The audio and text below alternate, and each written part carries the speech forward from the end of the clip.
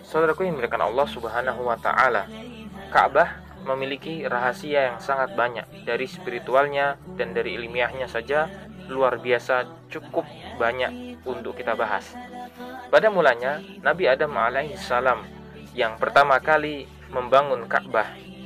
Namun Ka'bah ini hancur ketika umat Nabi Nuh alaihissalam diazab oleh Allah Subhanahu wa Ta'ala, dan juga kita kenal dengan sebutan Kanaan, anak Nabi Nuh alaihissalam yang durhaka kepada abinya, kepada Nabi Nuh alaihissalam selaku ayahnya, dan durhaka kepada Allah Subhanahu wa Ta'ala.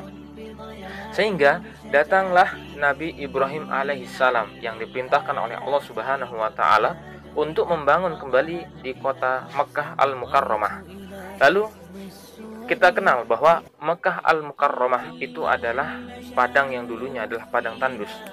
Lalu mengapa Ka'bah dibangun di kota Mekah Al-Mukarramah yang dulunya adalah padang tandus? Nah, bila kita telisik dan kita berusaha untuk menelitinya, ternyata Ka'bah berada di tepat titik nol gravitasi. Ia adalah pusatnya bumi di tengah antara kutub utara dan selatan, dan pengaruh dari gravitasi itu sangatlah kecil.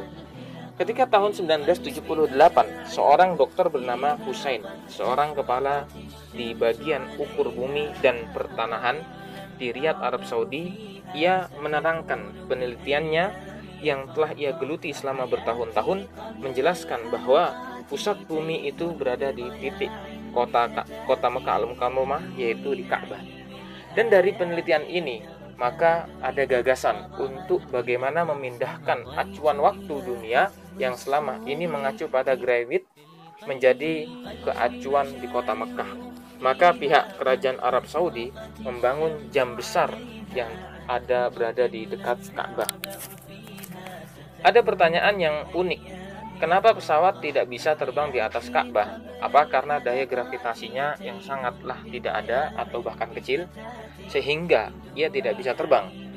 Apakah ini benar bahwa pesawat itu tidak bisa terbang di atas Ka'bah karena tertarik daya gravitasi?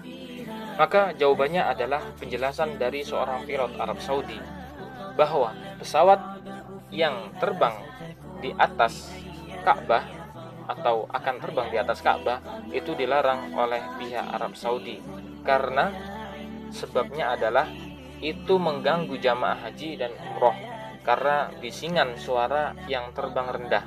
Jadi bukan karena gravitasi yang menarik pesawat tersebut sehingga dia tidak bisa terbang, itu karena sesuatu yang akan mengganggu haji dan umroh ketika suara pesawat itu bising.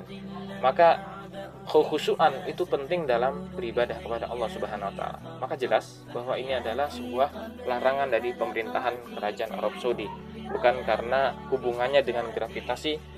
Kalaulah itu adalah sebuah gravitasi, maka itu tidak berpengaruh kepada pesawat. Wallahu a'lam bishawab. Mudah-mudahan